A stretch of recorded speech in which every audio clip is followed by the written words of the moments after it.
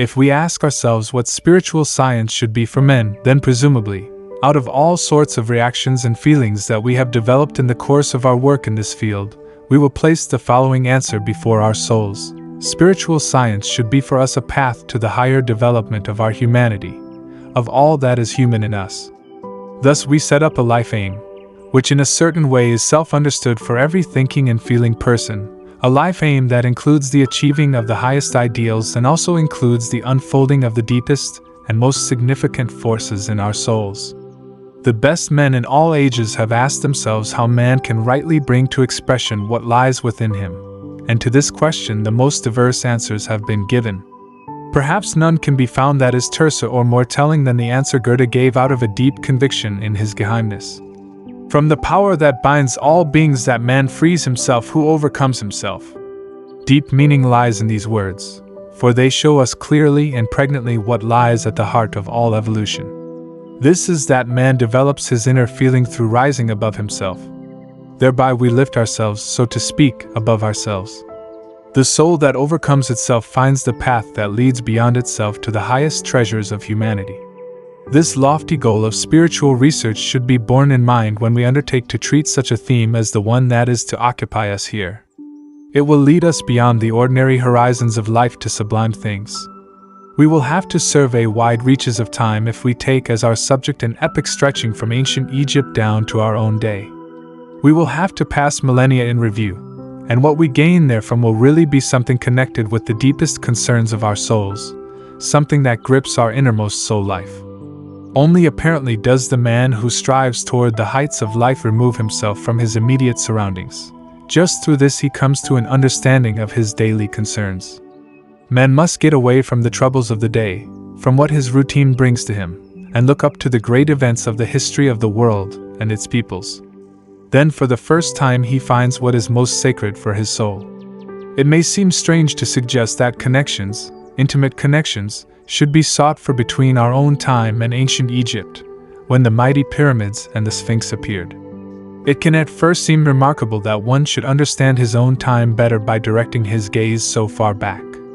But just for this purpose we are going to look backward over much wider and more comprehensive epochs. This will bring the result we seek, the possibility of transcending ourselves. To one who has already carefully studied the ideas of spiritual science, it will not seem strange that one should look for a connection between widely separated periods of time. It is one of our basic convictions that the human soul continually returns, that the experiences between birth and death occur repeatedly for us. The doctrine of reincarnation has become ever more familiar to us. When we reflect on this we may ask, since these souls that dwell in us today have often been here before, is it possible that they were also present in ancient Egypt during Egyptian cultural epoch, that the same souls are in us which at that time looked up at the gigantic pyramids and the enigmatic sphinxes? The answer to this question is yes. Our souls have beheld the old cultural monuments that they see again today. The same souls that lived then have gone through later periods and have appeared again in our own time. We know that no life remains without fruit.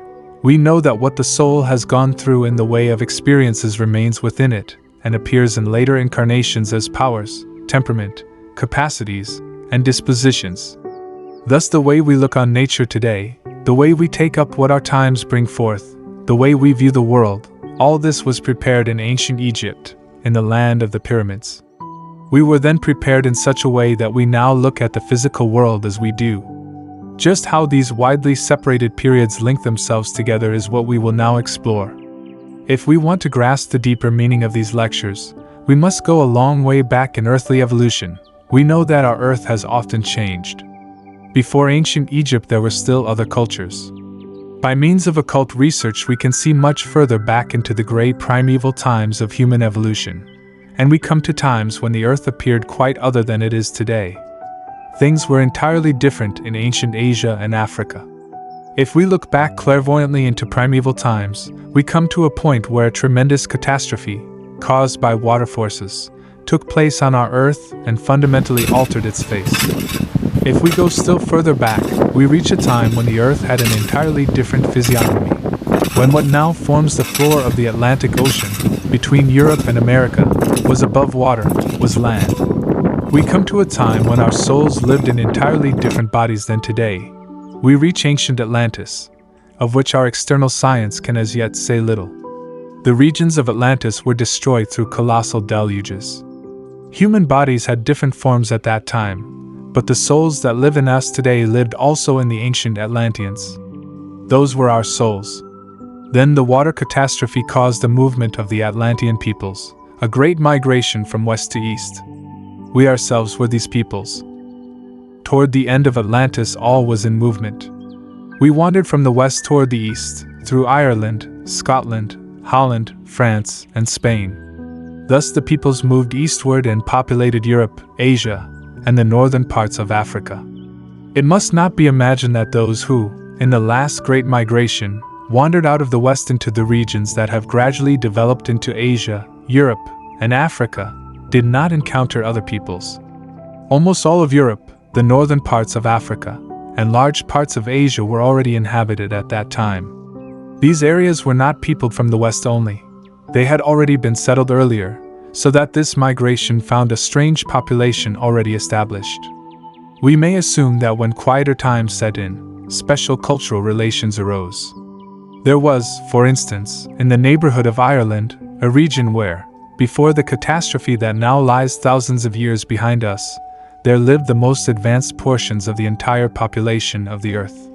These portions then migrated, under the special guidance of great individualities, through Europe to a region of Central Asia, and from that point cultural colonies were sent out to the most diverse places. One such colony of the post-Atlantean time was sent from this group of people into India, finding a population that had been seated there from primeval times and had its own culture. Paying due heed to what was already present, these colonists founded the first post-Atlantean culture. This was many thousand years ago, and external documents tell us scarcely anything about it. What appears in these documents is much later.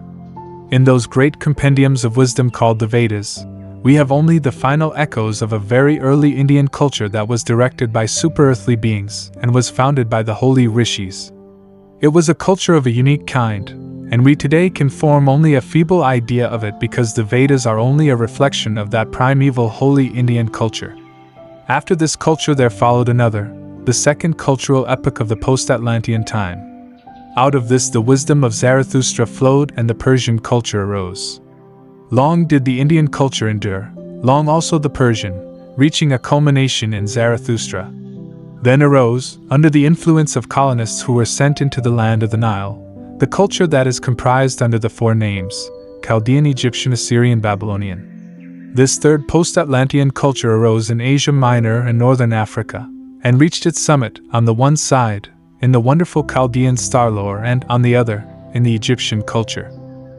Then comes a fourth age, developing in the south of Europe, the age of the Greco-Roman culture, which dawns with the songs of Homer and goes on to produce the Greek sculptures and the art of poetry that appears in the tragedies of Aeschylus and Sophocles.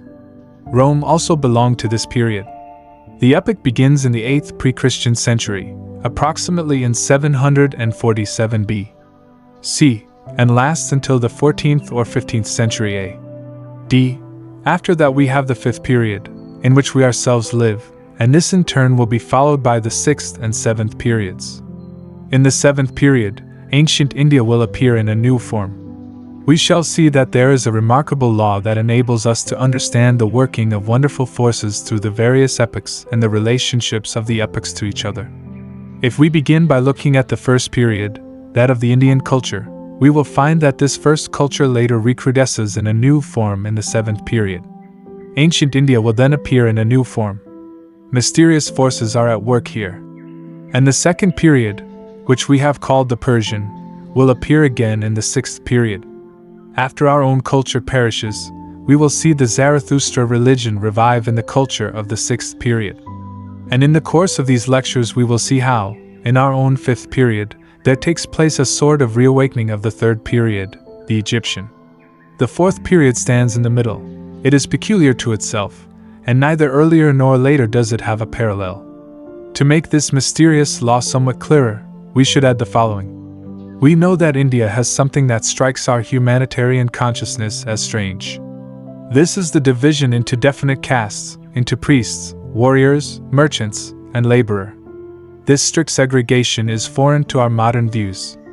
In the first post-Atlantean culture, it was not strange, it was entirely natural. In those times, it could not be otherwise than that the souls of men should be divided into 4 grades according to their capacities.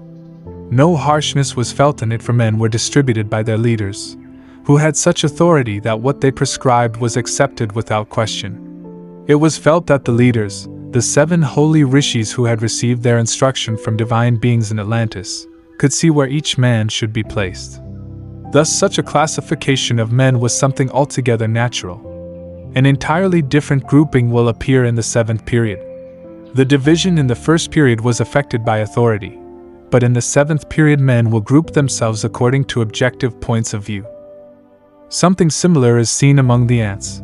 They form a state which, in its wonderful structure as well as in its capacity to perform a relatively prodigious amount of work, is not rivaled by any human state. Yet there we have just what seems to be alien to us, the caste system, for each ant has its particular task. Whatever we may think of this today, men will see that the salvation of humanity lies in division into objective groups, and they will even be able to combine division of labor with equality of rights. Human society will appear as a wonderful harmony. This is something we can see in the annals of the future. Thus ancient India will appear again, and in a similar way certain traits of the 3rd period will appear again in the 5th. Glancing at the immediate implications of our theme, we see a large domain. We see the gigantic pyramids, the enigmatic Sphinx. The souls that belonged to the ancient Indians were also incarnated in Egypt and are again incarnated today. If we follow our general line of thought into detail, we will discover 2 phenomena that show us how, in superearthly connections, there are mysterious threads between the Egyptian culture and that of today.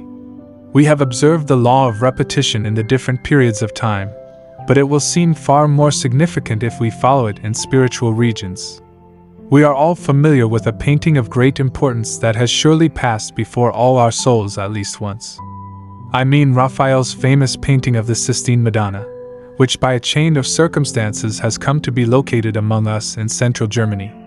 In this picture, which is available in countless reproductions, we have learned to admire the wonderful purity poured out over the whole form. We have all felt something in the countenance of the mother, in the singular way the form floats in the air, perhaps also in the deep expression of the child's eyes.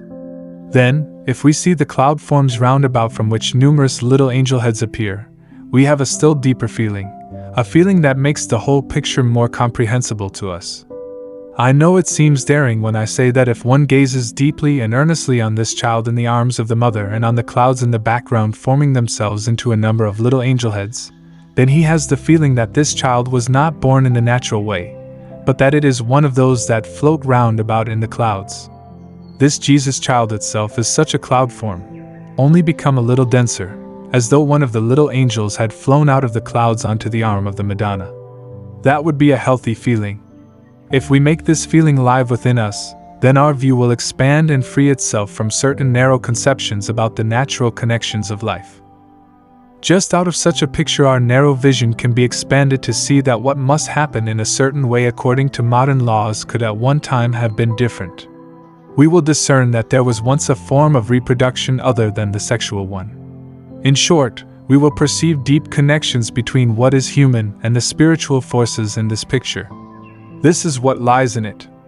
If we allow our gaze to wander back from this Madonna into the Egyptian time, we are met by something similar, by an equally sublime picture.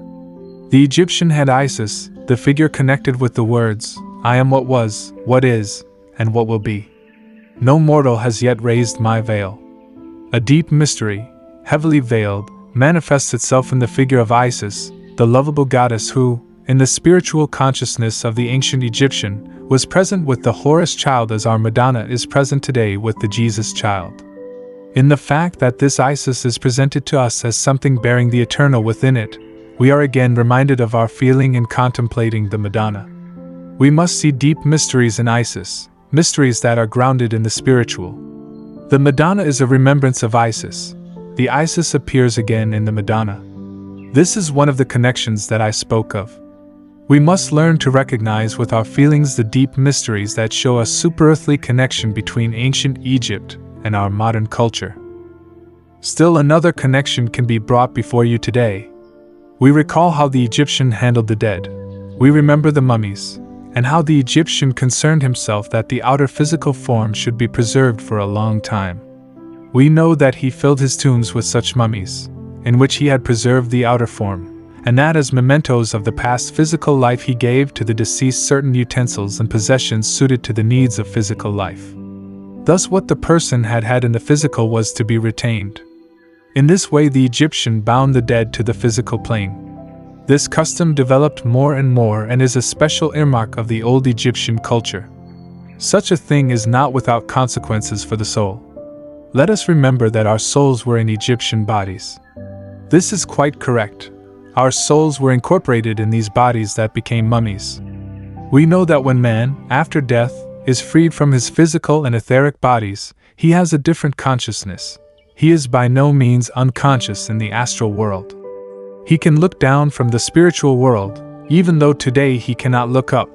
He can then look down on the physical earth. It is not then indifferent to him whether his body has been preserved as a mummy, has been burned, or has decayed.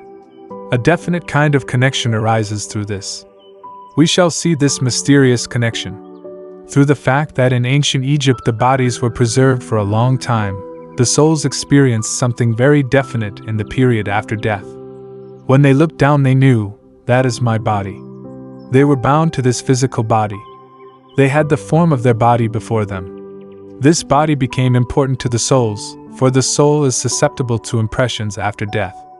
The impression made by the mummified body imprinted itself deeply, and the soul was formed in accordance with this impression. These souls went through incarnations in the Greco-Latin period, and in our own time they are living in us. It was not without effect that they saw their mummified bodies after death, that they were repeatedly led back to these bodies. This is by no means unimportant. They attached their sympathies to these bodies, and the fruit of their looking down upon them appears now, in the fifth period, in the inclination that souls have today to lay great weight upon the outer physical life. All that we describe today as the attachment to matter stems from the fact that the souls at that time, out of the spiritual world, could look upon their own embodiment. Through this man learned to love the physical world. Through this it is so often said today that the only important thing is the physical body between birth and death.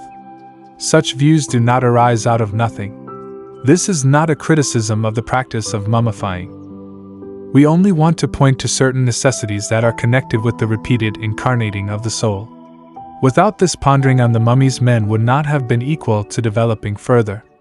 We would by now have lost all interest in the physical world had the Egyptians not had the mummy cult. It had to be thus if a proper interest in the physical world was to be awakened. That we see the world as we do today is a consequence of the fact that the Egyptians mummified the physical body after death. This cultural stream was under the influence of initiates, who could see into the future. Not through anyone did men make mummies. Particularly in those days, mankind was led by high individualities who prescribed what was right. This was done under authority. In the schools of the initiates it was known that our fifth epoch was connected with the third epoch. These mysterious connections stood at that time before the eyes of the priests, who instituted mummification so that the souls might acquire the disposition to seek spiritual experience in the external physical world. The world is guided through wisdom. This is a second example of such connections. That men think as they do today is a result of what they experienced in ancient Egypt. Here we glimpse deep mysteries that reveal themselves in the cultural streams. We have barely touched these mysteries, for what has been shown of the Madonna as a remembrance of Isis, together with what we have seen of mummification, gives only a feeble hint of the real spiritual connections. But we will throw more light upon these relationships. We will consider not only what appears outwardly, but also what lies behind the external. External life runs its course between birth and death. Man lives a much longer life after death, in what we know as Kamaloka and the experiences of the spiritual world. The experiences in the supersensible worlds are no more uniform than the experiences here in the physical world. What did we experience as ancient Egyptians in the other world? When our eyes looked on the pyramids and the Sphinx, How completely different was the course of our lives, how differently did our souls live between birth and death. That life cannot be compared to the life of the present day. Such a comparison would have no meaning, and the experiences between death and a new birth have been far more dissimilar than the experiences of outer life. During the Egyptian epoch, the soul experienced something quite different than in the Greek world, or in the time of Charlemagne, or in our own time. Also in the other world, in the spiritual world, evolution takes place, and what the soul experiences today between death and a new birth is something quite different from what the ancient Egyptian experienced when he laid aside his outer form at death. Just as mummification worked on in its peculiar way, causing the mood of the present day, just as this external life repeats itself from the third into the fifth period, so does evolution continue in those mysterious worlds between death and birth. This also we will have to study, and here again we will find a mysterious connection. Then we will be able to grasp what lives in us as the fruit of that ancient time. We will be led into deep recesses of the labyrinth of the Earth's evolution. But just through this we will recognize the full connection between what the Egyptian built, what the Chaldean thought, and what we today live.